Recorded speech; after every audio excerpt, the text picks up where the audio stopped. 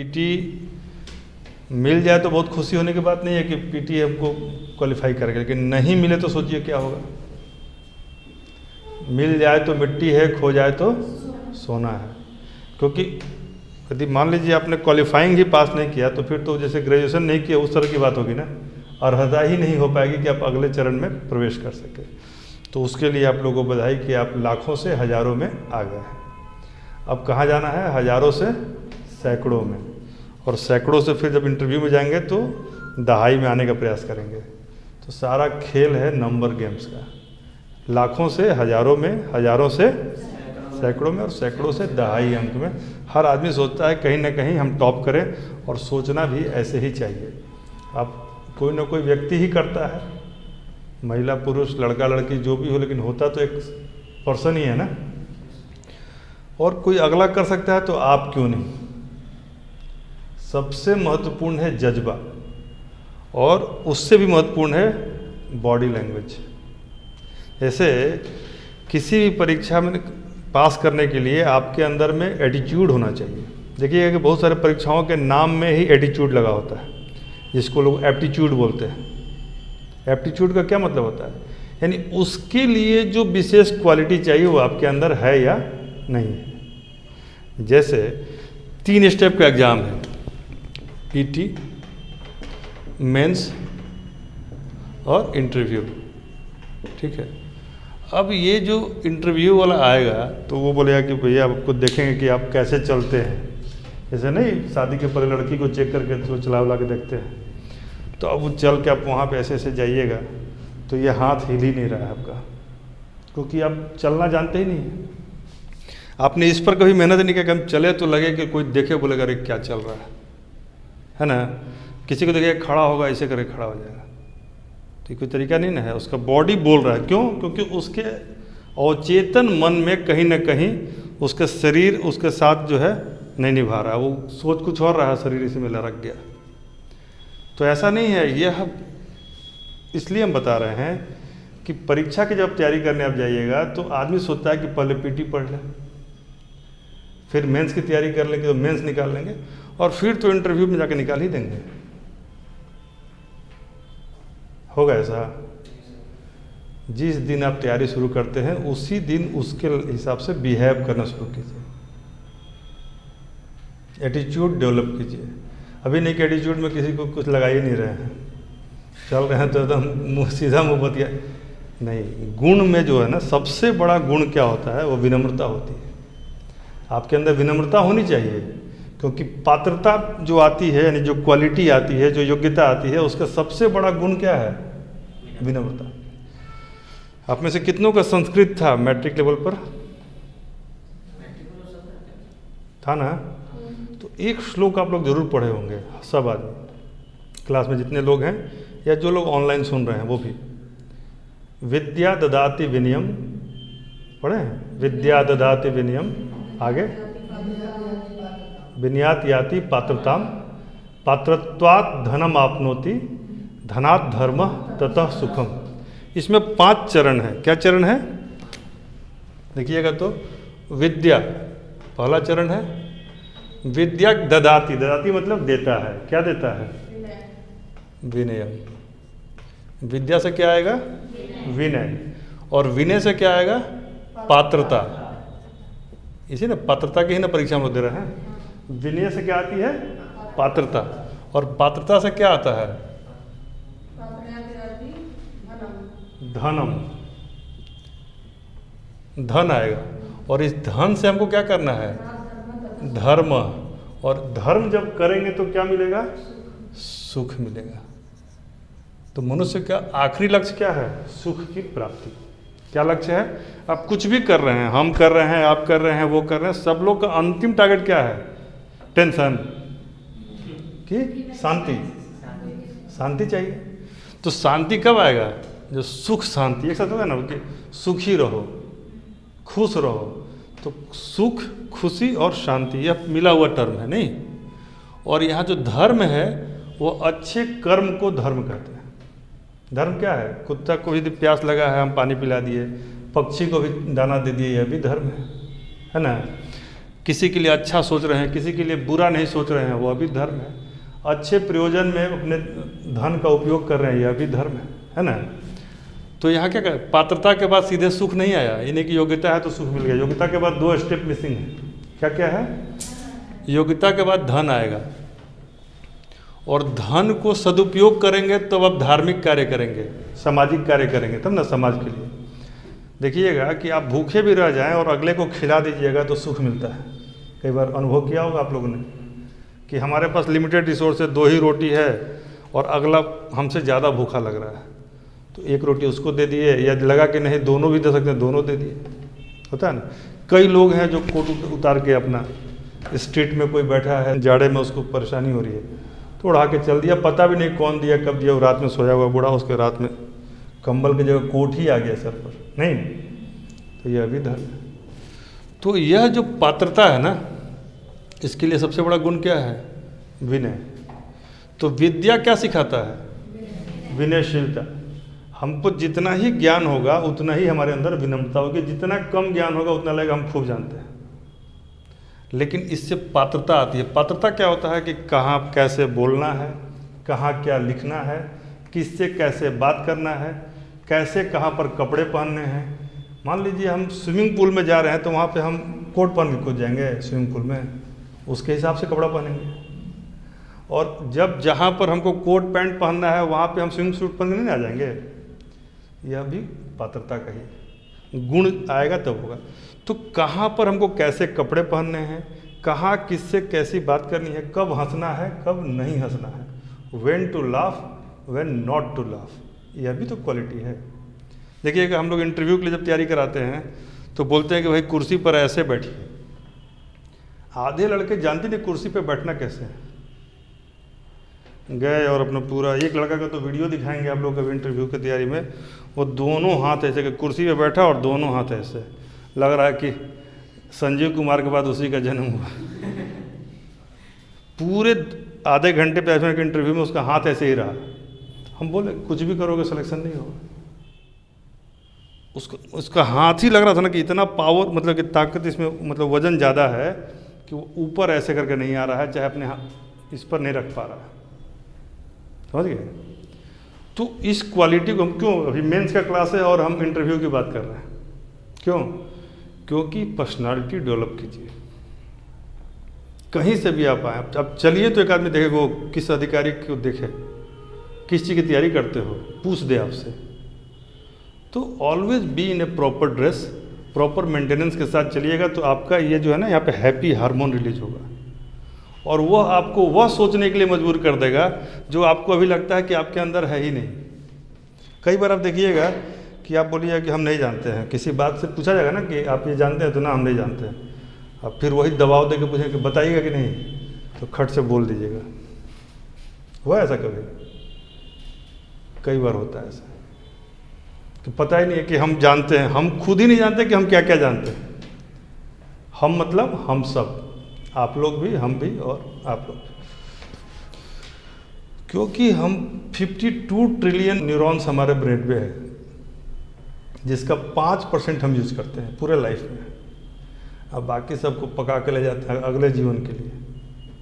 समझ में आया? अनयूज्ड हमारे पास लेबर है और हमको पता नहीं इसको लगाना कहाँ पर है। होता है ना ऐसा? आइंस्टीन ने 10% यूज़ किया, दुनिया के सबसे महान ब्रेन कहला है। कितना परसेंट? 9 से 10%। एवरेज आदमी 5%। थोड़ा बहुत कोई ज़्यादा होगा तो हम लोग 6% के आसपास पहुँचे होंगे बहुत मेहनत करके। लगता है ऐसा? जो आदमी दिमाग में चिंतन कर लेता है, थोड़ा सा उसका ब्रेन का ये वाला भाग इस भाग से जुड़ जाता है, तो उसको प्रयोगशाला में जाने की ज़रूरत नहीं पड़ती है। जैसे आप कभी आंख बंद करके घर बनवाएं आप लोग कभी अपना, जैसे तुम बनवाए हो ना इधर ऑफिस में, तो उसमें आंख बंद करने पर दिखता है ना कि यहाँ पे खिड़की होगा, यहाँ पे दरवाज़ा होगा, ऐसे गली से घुसेंगे तो उधर निकलेंगे, ये सब दिखता है। इसी को कहते हैं चिंतन की प्रक्रिया। तो घरे के बारे में मत करो, घर बसाने के बारे में भी करो, ठीक है ना? नौकरी बेहतर होगा तो घर बसेगा। आजकल तो ये भी संकट है, लड़की लोग के साथ पहले था, अब लड़का लोग के साथ भी आ गया है। शादी ये नहीं हो रहा है। हम तो बढ़िया बढ़िया गांव देख रहे हैं, खूब अपना लड़का देखने में ठीक ठाक लग रहा है, नौकरी नहीं हुआ, शादी नहीं हो रहा है, क्योंकि लड़की की संख्या है कम, लड़का लोग है ज़्यादा। तो इसलिए भी एक एक्स्ट्रा फोर्स लगाइए कि कम से कम शादी ब्याह टाइम पर हो जाए, नौकरी चाकरी हो जाए। ये भी एक गाइडिंग फोर्स है। तो लब्बो लुअब ये है कि पहले स्टार्ट कहाँ से करना है, अपने पर्सनालिटी डेवलपमेंट से। और इसके लिए कोई नहीं कि जाके कल ही लगे जूता खरीदने और शर्ट खरीदने, एटीट्यूड डेवलप कीजिए, ठीक है। यह जब हो जाएगा तो आपको फिर सेलेक्टिव पढ़ाई करनी है मेंस के लिए। अपने रिसोर्सेज को एनालाइज करना है और उसको फायर करना है। देखिए, विद्यार्थी होना, सेलेक्ट होना, और एक परीक्षार्थी होना और सेलेक्ट होना, और एक ज्ञानी पुरुष होना अलग चीज़ है। आपको क्या होना है, परीक्षार्थी होना है और सेलेक्ट होना है। तो खूब ज्ञान के चक्कर में नहीं पड़ना है मेंस में। अब मेंस को समझने के लिए आपको एक बात समझा रहा है। ये है 100%, क्या है, 100% ऑफ सिलेबस, ठीक है। यह है 65% ऑफ सिलेबस, और यह है 35 to 40% ऑफ सिलेबस, ठीक है। और यह है previous year question bank, PYQB। सबसे पहले मेंस की जब तैयारी करनी है तो आपको क्या लेना है, प्रीवियस ईयर क्वेश्चन बैंक। अब इस एग्ज़ाम का कैसे लीजिएगा, इस एग्ज़ाम का तो पहले एग्ज़ाम ही नहीं हुआ है।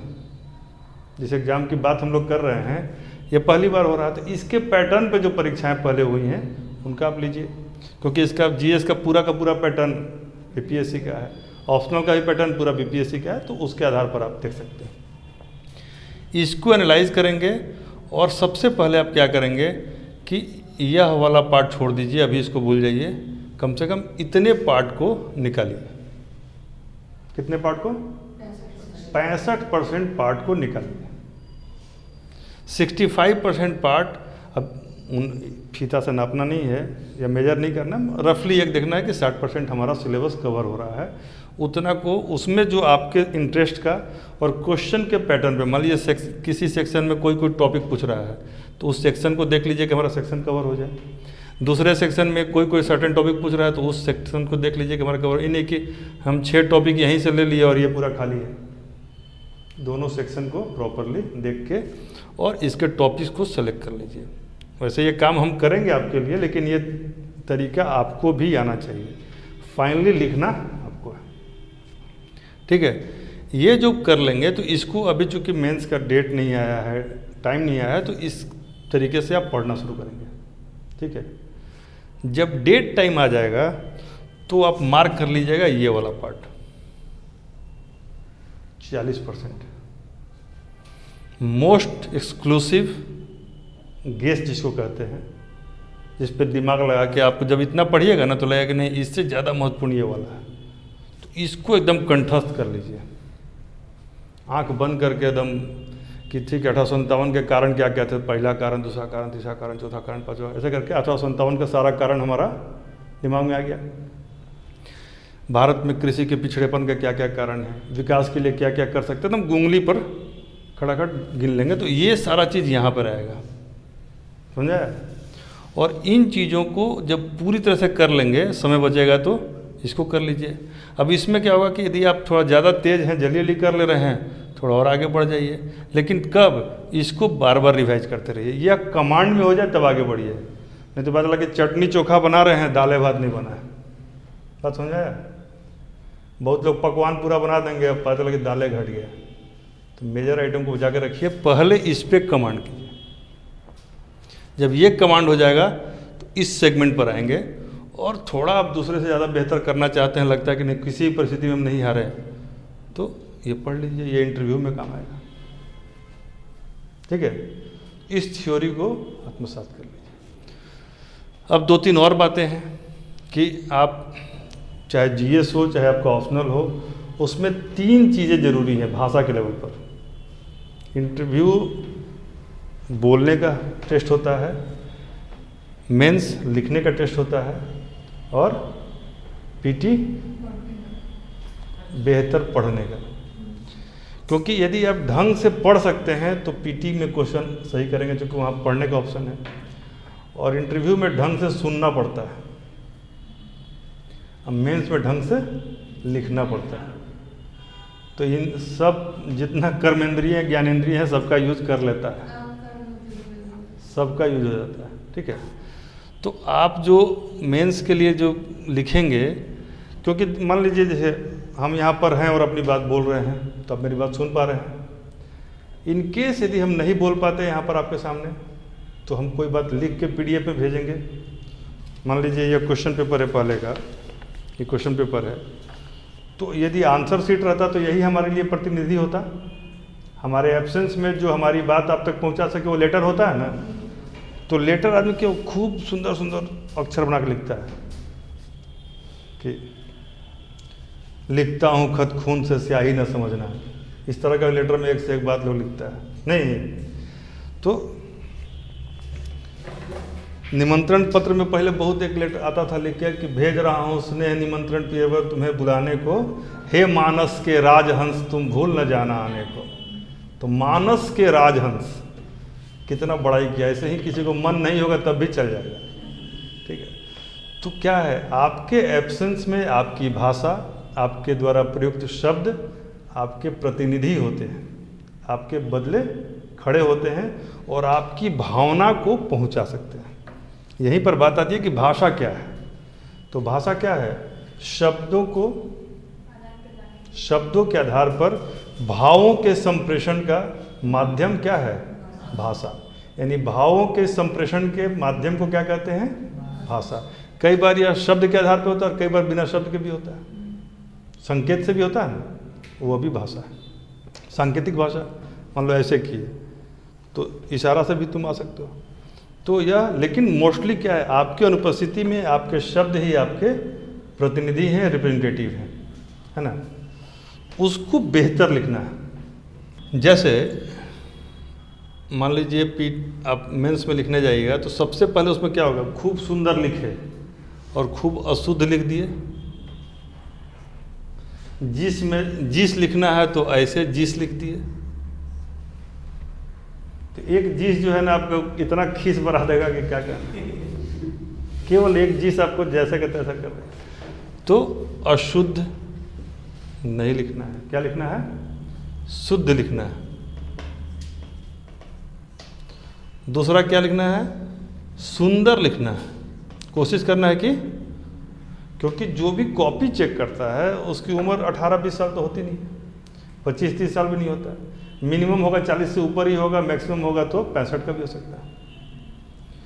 तो 50 से 60 के बीच का आदमी ऐसे ही मोटा मोटा चश्मा लगा के पढ़ा रहा है, उसको आप दे दीजिएगा ऐसे ऐसे करके एकदम काट देगा। और वो लग क्या लिख ले, डॉक्टर बने आया है, तो डॉक्टर बनने नहीं ना आया है, और डॉक्टर है भी तो और अच्छा लिखिए। तो पहला क्या लिखना है, शुद्ध लिखना है। दूसरा सुंदर लिखना है। अब सुंदर लिखने में क्या होगा कि एकदम बैठ के लिख रहे हैं एकदम खूब सुंदर, जैसे अपना नाम ही लिख रहे हैं तो एकदम नी में स लिखे, फिर इसको पूरा सजा दिए एकदम ऐसे लिखे।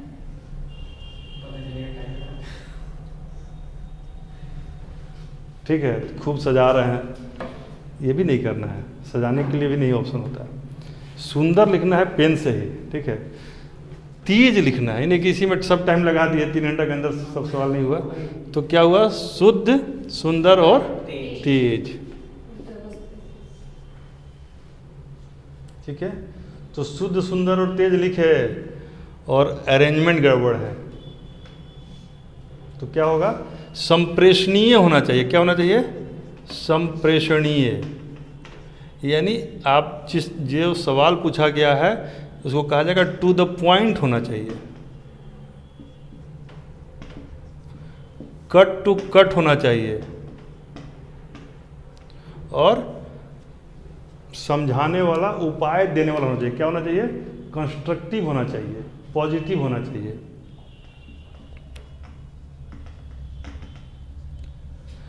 कुछ विचारात्मक होना चाहिए। हर चीज़ का। तो वो बॉडी हम आंसर राइटिंग जब बताएंगे तो उसमें बताएंगे। कहने का मतलब अभी आपको 3 चीज़ों पर ध्यान देना है। कंटेंट अच्छा हो, तेज़ी से लिखें, सुंदर लिखें और शुद्ध लिखें। एक दिन में होगा? जिसकी प्रैक्टिस आज से शुरू कर दीजिए। यदि आपका सुंदर है तो तेज कीजिए, शुद्ध है तो सुंदर कीजिए, दोनों है तो और तेज कीजिए। जैसे यदि आपका स्टैट्स सब्जेक्ट है, 72 नंबर का स्टैट्स आएगा ना सबको, 72 मार्क्स का स्टैट्स तो आएगा ही। तो कई लोग मिलते हैं कि हम स्टैट्स सर बना लेते हैं, मतलब बड़ा ही लगता है कि हम उनसे पूछ के गलती किए, सर स्टैट्स हो जाता है। अरे हो जाता है तो मेरे ऊपर एहसान थोड़ा ही है कि आपका हो जाता है, अच्छी बात है हो जाता है। तो अभी आप कितने देर में करते हैं? तो 45 मिनट में। तो रोज़ बनाइए, हो सकता है कि 35 मिनट में हो जाए। बहुत बनाइएगा, हो सकता है आधे घंटे में हो जाए, 25 मिनट में भी हो जाता है।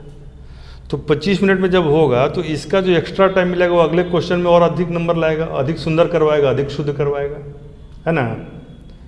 तो इसमें भाषा के स्तर पर आपको शुद्धता, तेजी और तीसरा गुण क्या है? सुंदरता। सुंदरता में भी है कि मान लीजिए शुरुआती दौर में लिख रहे हैं तो किसी भी क्वेश्चन का शुरुआत अच्छा करना चाहिए। मान लीजिए पहला ही पन्ना गड़बड़ है, बाकी खूब सुंदर लिखें तो फ़ायदा है। तो एटलीस्ट पहला पेज बाकी पेजों से सुंदर लिखिए, तो देखेगा कि अच्छा पहल का तो लिखा है, दूसरा का देखेगा कैसा, तो दूसरा भी थोड़ा ठीक ही लिखिए। और अंत में तो थोड़ा बहुत सबका गड़बड़ होता है, क्योंकि टाइम का अभाव होता है, तो इसी को प्रैक्टिस कीजिए।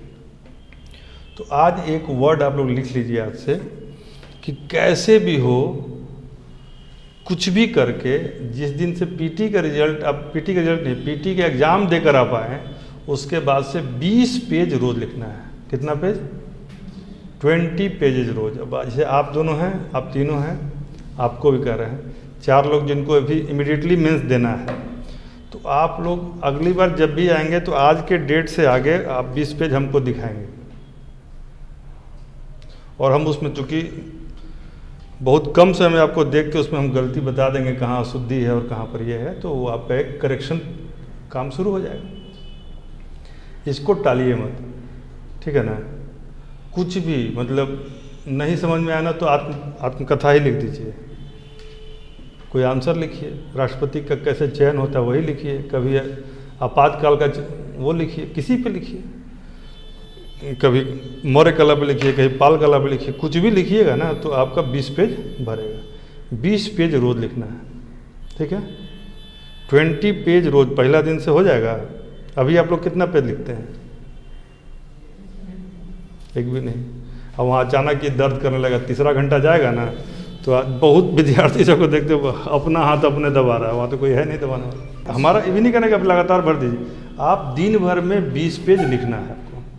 और ये एक ऐसी आदत है ना जो कि आपको एकदम नैया पार लगा देगी। क्योंकि क्या होता है कि अंतिम से मान लीजिए आप आइएगा कि सर हमको अंतिम 10 दिन बचा है और हमको पूरा जीएस पढ़ा दीजिए, तो हम अंतिम 10 दिन में भी पूरा जीएस पढ़ा देंगे, एक्सेप्ट स्टैट्स। हो सकता है ना, मान लीजिए उसके जो भी सिलेबस है उसमें से गेस करके आपको हम उस चीज़ पढ़ा सकते हैं, लेकिन क्या आप अंतिम 10 दिन में लिख लीजिएगा? नहीं लिख पाइएगा, ठीक है। तो अभी हम बात कर रहे हैं कि सिलेबस का पहले प्रीवियस ईयर क्वेश्चन बैंक लेना है, फर्स्ट स्टेप। सेकंड स्टेप है कि उसमें से कुछ सेलेक्टेड पोर्शन जिसको हमें ज़्यादा फोकस से पढ़ना है, 50% से 60% को मार्क कर लेना है। हमसे कंसल्ट करके भी आप मार्क कर सकते हैं। और यह जब आपको क्लियर हो जाए तो उसके हिसाब से आप बुक परचेज करेंगे या स्टडी मटेरियल हम प्रोवाइड करेंगे, दोनों एक ही बात है, ठीक है।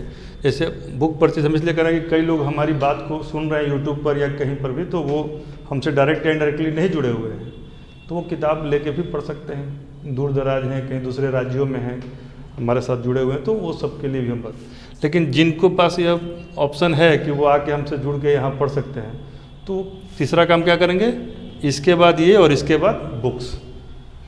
जब आप तीनों ले लेंगे तो नोटबुक तो आपको खरीदना ही है, वह लेके और आप एक कमरा ढूंढ लेंगे जहाँ पर कि एक बेड टेबल के साथ लगा होगा। कभी बेड पे पढ़िए, क्योंकि मेंस में एक पोस्चर में आप लंबा नहीं पढ़ सकते, लिखना भी है पढ़ना भी है, कमर का कीमा बन जाता है। लेकिन इतनी लंबी दूरी तय करनी है तो वो तो करना ही पड़ेगा।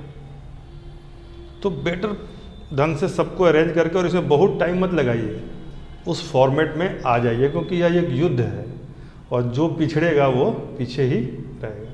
आगे आइए, ठीक है ना। जब बुक्स हो जाएगा तो फिर आप आंसर राइटिंग पे आएंगे और आंसर राइटिंग में फिल्ट्रेशन होते होते अंततः आपको लगेगा कि हम एक लेवल प्राप्त कर गए, ठीक है। जीएस का सिलेबस आप लोगों को पता है या डिस्कस कर दें आपको? तो जीएस का सिलेबस चूँकि जो लोग सुन रहे हैं उनके लिए कर देते हैं, कई लोगों को नहीं भी पता होगा कि इसमें क्या सेगमेंट है जीएस में। दो ही है ना, 300 का ये हो गया और 300 का 2 हो गया। Segment 1 segment 2, paper 1 paper 2 3-3 number का है। इसमें क्या है, हिस्ट्री, करेंट और स्टैट्स, ठीक है। ये 300 मार्क्स का ये है। और यह कितने का है, ये भी 300 का। इसमें क्या है, पॉलिटी, ज्योग्राफी एंड इकोनॉमिक्स एक साथ है और साइंस एंड टेक, तो यह एक साथ है। ये polity, geography, economics and science and tech. Hindi में बोले तो इतिहास, समसामयिकी और सांख्यिकी एक साथ है। और राज्य व्यवस्था, भूगोल, इकोनॉमिक्स और विज्ञान तक और प्रौद्योगिकी, यह एक साथ है। तब इसमें जो स्टैट्स है वो 72 मार्क्स का है। तो जिनका स्टैट्स सब्जेक्ट है उनको तो वहाँ पे एडवांटेज है, 72 में 72 ला सकते हैं, जो कि ऑप्शनल आपका 72 में मदद करेगा 300 का जब पढ़ रहे हैं। लेकिन ऐसा नहीं है कि जिनका स्टैट्स नहीं है वो इसमें 72 नहीं ला सकते, वो भी ला सकते हैं 72। यह स्कोरिंग होता है, इसलिए कि 72 में 72 ही आएगा, नहीं तो सीधा घटेगा तो 36 नंबर घट जाएगा। 6-6 नंबर तो घट ही जाएंगे, इसके 6-6 नंबर के ब्लॉक होते हैं अलग अलग। तो एक क्वेश्चन थोड़ा भी गलत हो तो सीधे 6 नंबर जीरो हो जाता है। अब मिलता है तो पूरा 6 में 6 मिलता है। तो इसको अब जैसे कि अभी आपको क्या कहा है, एक होमवर्क दिया हमने 20 पेज रोज, क्या है 20 पेज डेली। दूसरा होमवर्क है 30 minutes stats, that is DI। 30 minute minimum DI आपको बनाना है। शुरुआत कहाँ से करनी है, प्रीवियस ईयर क्वेश्चन से। ये DI कौन सा बनाना है आपको, प्रीवियस ईयर क्वेश्चन बैंक से। क्लियर है? क्वेश्चन बैंक सबके पास है ना कि नहीं है? आपके चेहरे से लग रहा है आपके पास नहीं है। सही है, तो आप सही है मतलब ये नहीं कि नहीं है तो सही है, आप ले लीजिएगा उसको, ठीक है ना। क्योंकि देखिए वो आप ही के साथी हैं, मुस्कुरा रहे हैं, वो अपना ले लिए हैं, आपको पता भी नहीं है। तो इसके सेगमेंट में आप निश्चिंत रहिए। जो आर्ट्स एंड कल्चर वाला सेगमेंट है या फिर जो उसमें हिस्ट्री का जो सेगमेंट है, उस सेगमेंट में आपको लिखने के लिए सब आदमी वही लिखेगा। पटना कलम, वहाँ से औरंगजेब ने जब भगा दिया तो सब इधर गए उधर गए, कुछ इधर गिरे कुछ उधर गिरे, कुछ जौनपुर गए तो सरकी हो गए, कुछ ग्वालियर गए तो अलग घराना बन गया, कुछ बनारस गए तो बनारस का घराना बना। सिंपल यही बात है। जिनको वेतन भोक्ता बंद कर दिया वो पटना भी आ गए। तो यहाँ पर भाई जब बजाने ही आता है, उसको गाना ही आता है, मूर्ति बनाना ही आता है, तो वो यही ना करेगा। तो पटना कलम का याद हो गया, सब यही लिखेगा तो सबको बराबर नंबर आ जाएगा, तो सब पास कर जाएगा। वहीं पर जंग शुरू होती है बेहतर करने की, उसी में और बेहतर करना है। वही इन्फॉर्मेशन है, उसी को अलग तरीके से लिखना है। तो कैसे होगा, कुछ ग्राफ का यूज़ करेंगे, कुछ चित्र बनाएंगे, और ज़बरदस्ती यूज़ नहीं करेंगे कि मतलब एक आदमी को दिवंगत शब्द बहुत अच्छा लगा तो सोचा कि इसको यूज़ करना है, पूरा चिट्ठी लिख दिया बाबूजी को, समझ में नहीं आया कहाँ यूज़ करें, अंत में लिख दिया आपका दिवंगत पुत्र। तो ऐसा भी यूज़ नहीं करना कि ज़बरदस्ती यूज़ कर ही लेना है। यूज़ ऐसा करना जिससे सुंदरता बढ़े। तो प्रैक्टिस कीजिएगा तभी होगा। जैसे भूगोल में आप कुछ भी बता रहे हैं तो थोड़ा बहुत चित्र बनाने का प्रैक्टिस होना चाहिए। इकोनॉमिक्स में कुछ भी बता रहे हैं तो उसमें कहीं ना कहीं से डेटा डालने का प्रैक्टिस होना चाहिए। तो प्रैक्टिस कब होगा, जब पढ़ेंगे, उस इन्फॉर्मेशन को अलग से रखेंगे, और कुछ जो आप नहीं रख पाएंगे वो हम आपको देंगे। लेकिन हैबिट एक दिन में नहीं बनता, इसीलिए हम शुरुआत में इंटरव्यू वाली बात बताएं कि आज से आप मान के चलिए कि आपका पीटी तो निकल गया है, मेंस भी निकलेगा। ऐसा ना हो कि इंटरव्यू के समय तक पर्सनालिटी डेवलप करना पड़े। इसलिए अभी से आप पर्सनालिटी पे काम कीजिए, बेटर कपड़ा पहनिए, बेटर तरीके से बैठिए उठिए, और जहाँ जितनी ज़रूरत हो उतनी मात्रा में बात कीजिए और जितना ज़रूरत हो रोज़ लिखिए। अभी ज़रूरत कितना है लिखने का? 20 पेज रोज़। यह मूल मंत्र है, यह रोज़ लिखना है। हमारा एक सूत्र है, हमारे क्लास में जो लोग पढ़ रहे हैं वो जानते हैं, आप लोग नए हैं आपको बताते हैं। अज्ञात से क्या होता है आशुतोष? अज्ञात से ज्ञात, ज्ञात से निश्चित और निश्चित से स्थायी। यह ज्ञान की प्रक्रिया है। क्या है? अज्ञात को हम ज्ञात करते हैं। मान लीजिए आपको कुछ पता नहीं है, एस्ट्रोफिजिक्स के बारे में कुछ पता नहीं है, तो पता ही चल गया तो बहुत खुश हो गए, यूरेका यूरेका आर्किमिडीज की तरह हो जाएगा कि जान गए जान गए। तो यहाँ पर आने के बाद भी आदमी को लगता है कि हमको ज्ञान हो गया, लेकिन यदि आज जाने, आज ही मैंने लाइट पढ़ाया था फिजिक्स में, यदि 2-4 दिन आप नहीं पढ़िएगा तो फिर खत्म हो जाएगा, रहेगा दिमाग में। तो यहाँ पर आने के बाद बच्चे की तरह हम लोग खुश हो जाते हैं कि चलो हम जान गए, लेकिन होता क्या है कि यहाँ से यहाँ आया, अब फिर कुछ दिन बाद यहीं चला गया। इसीलिए बहुत सारी चीज़ों को हम पढ़ते हैं और लगता पढ़े तो हैं, लेकिन क्वेश्चन पूछने पर सब कट कट कट कट सारा फ्यूज कट जाता है। क्यों? रिवीजन, हम रिवीजन नहीं करते हैं या प्रॉपर रूटीन नहीं बनाते हैं ताकि उसमें एक रिवीजन भी शामिल हो। तो क्या होगा? जब रिवीजन करेंगे तो यह निश्चित की तरफ जाएगा, तब आपको मेंस में यह काम कर जाएगा। क्योंकि पीटी में क्या है, पीटी बहुत आसान एग्जाम होता है। क्वेश्चन लिखा है, उसके नीचे ऑप्शन है, खोजना ही तो है। पढ़े हैं तो खोजना आसान है। मेंस में क्या है, क्वेश्चन लिखा है लेकिन आंसर आपको देना है। अगल बगल ताकने से कोई मदद भी नहीं करता है। तो क्या करना है? स्थायी वाले सेगमेंट में नहीं भी हो, निश्चित वाले में हो, तब भी हम कर सकते हैं। क्यों? कि 5 में से 3 चुनना है, तो 2 टफ है उसको नहीं चुनेंगे, जो आसान हमको लगेगा वो 3 तो चुनेंगे, उसी को लिखेंगे बेहतर तरीके से। तो यहाँ फिर भी चल जाएगा। निश्चित वाले में आएंगे तब मेंस निकल जाएगा। अब इंटरव्यू में जाएंगे। अब इंटरव्यू में नहीं ना है कि 5 सवाल पूछ रहे हैं, जो जो अच्छा लगे बता दीजिएगा। इंटरव्यू में ऑप्शन है? इंटरव्यू तो सीधे बोलेगा कि बताओ कि बुतरस घाली कौन थे। अब हाली से घाली याद नहीं आ रहा है, तो बुतरस घाली सुना सुना तो लग रहा है, तो सुना सुना है, लेकिन वही सुना सुना करके चल जाएगा, सब कुछ सुना हो जाएगा, नहीं हो जाएगा। यहाँ क्या है, स्थायी क्वाड्रेंट बड़ा होना चाहिए, एक दिन में हो जाएगा।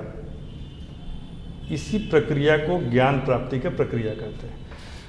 आज से उसको स्टार्ट कीजिए। आप अज्ञात से ज्ञात की तरफ जाइए, थोड़ा सा रिवीजन कीजिए तो निश्चित हो जाएगा, फिर रिवीजन कीजिएगा तो समझ जाइएगा तो स्थायी हो जाएगा। यहाँ समझ के यदि पढ़ना शुरू कीजिएगा तो विवेकानंद की तरह, तो आपको पहले ही चरण में स्थायी हो जाएगा। क्या है, किताबें दीजिए, पढ़िए।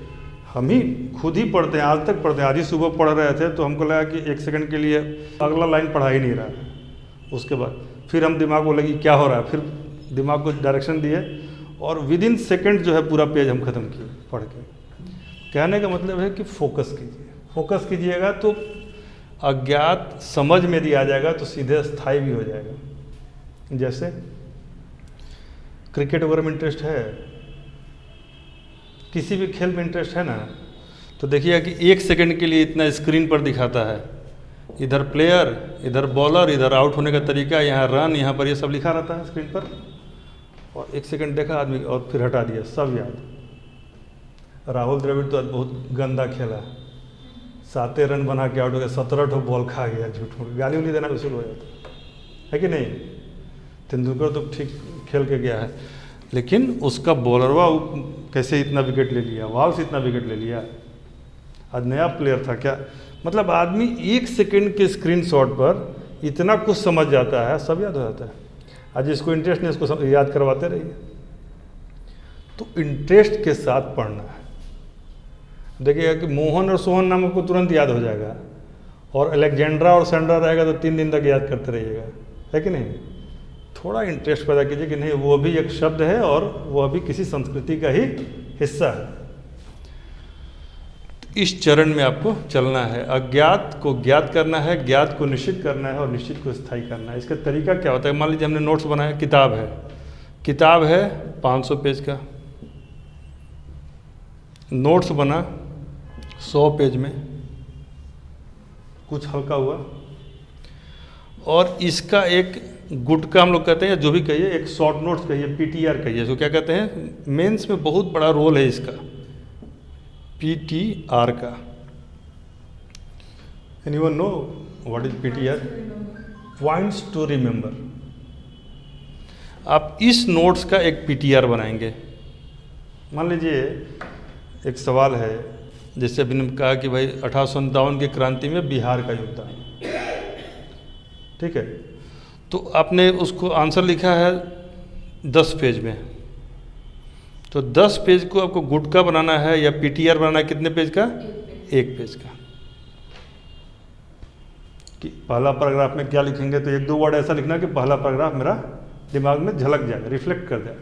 वैसे ही उसकी भूमिका के बाद जब हम बॉडी लिखेंगे तो किसमें प्रो लिखेंगे, यानी पॉजिटिव बातें लिखेंगे, फिर निगेटिव बातों को लिखेंगे, फिर किन कारणों से सफल हुआ वो लिखेंगे, फिर और क्या क्या हो सकता था वो लिखेंगे, और अंततः इसकी उपलब्धि क्या क्या रही, और भारतीय इतिहास में उसका, बिहार के इतिहास में उसका विशेष स्तर पर क्या क्या योगदान है उसको उदाहरण देंगे, और अंत में समराइज कर देंगे।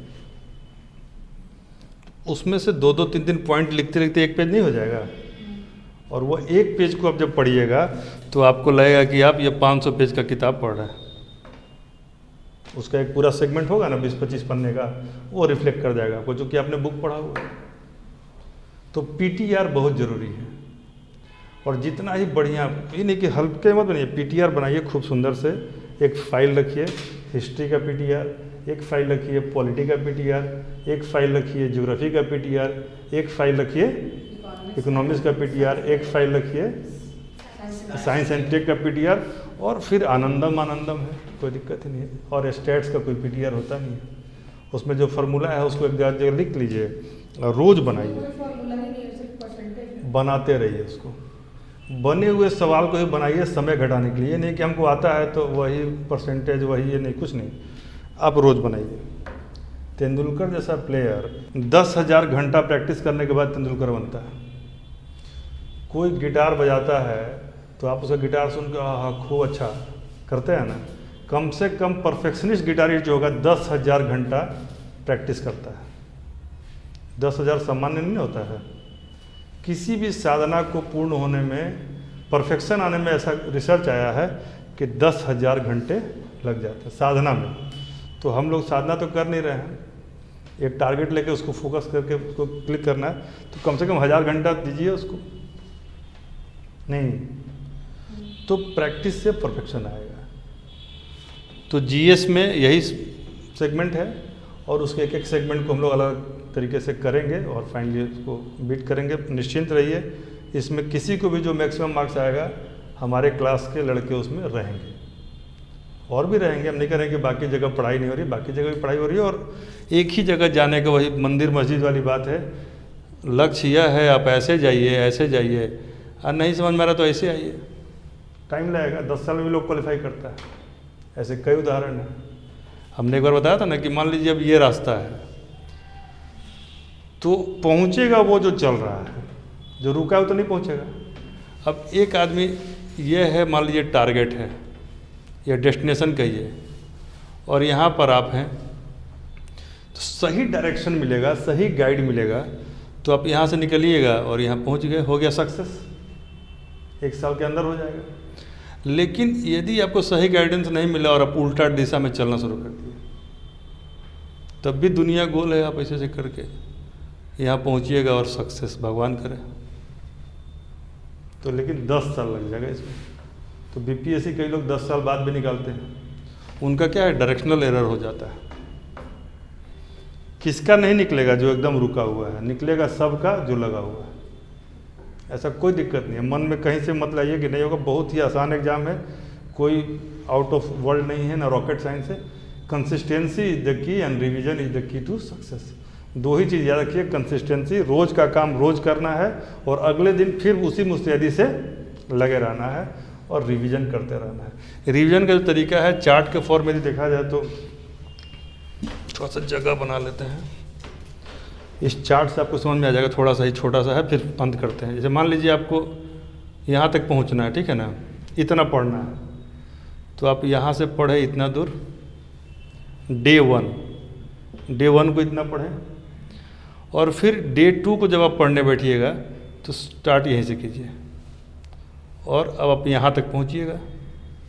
तो ये आपका जो है अब इस सेगमेंट से ऊपर उस सेगमेंट में जा रहा है, क्योंकि आपने इसको रिवाइज कर लिया। फिर ये हो गया डे 2 का आपका। ये टाइम जो पहला दिन लगा था वो उसके हाफ टाइम में आपका रिवीजन हो जाएगा और हाफ टाइम में आप पढ़ लीजिएगा। फिर आइएगा डे 3 में, तो वह यहाँ से शुरू होगा डे 2 के रिवीजन से, क्योंकि ये 2 बार हो चुका है। और फिर आप इसको बढ़ाते हुए यहाँ तक पहुँचिएगा। फिर डे 4, तो यह इसके लास्ट पॉइंट से शुरू होगा 4 और ये है 3। तो आपका यह भी 2 बार रिवाइज, यह भी 2 बार रिवाइज, ये भी 2 बार रिवाइज। अब फिर 5, 6 तक जाइएगा। 7वें दिन पूरे को एक बार रिवाइज कर लीजिए। समझा की बात? तो ऐसे ऐसे करके बढ़िए, टू एंड फ्रो। चींटी चढ़ती है ना, देखिएगा इतना तो चढ़ती है, फिर फिसल जाती है, फिर चढ़ती है, फिर फिसलती है। तो वो आप फिसलिए मत। आप रिवाइज करने के लिए अपने मन से पीछे आइए, रिवाइज कीजिए, आगे बढ़िए और एक एक करके टॉपिक का नोट्स, कॉपी और फाइल बनाइए। इन चीज़ों पे काम कर लीजिए। रहने और खाने की बेहतर व्यवस्था रखिए। बीच में बीमार मत पड़िए, क्योंकि सबसे बड़ा दुश्मन है विद्यार्थी का जॉन्डिस। आधे विद्यार्थी जॉन्डिस का शिकार होकर एक बार शिकार हुए तो फिर 5-6 मिनट के लिए छुट्टी हो जाता है। पानी कभी भी गलत मत पीजिए, बॉयल करके पीजिए। नए जगह पर आए हैं दूसरे जगह से, तो पानी आपको पहला अटैक करेगा, ठीक है।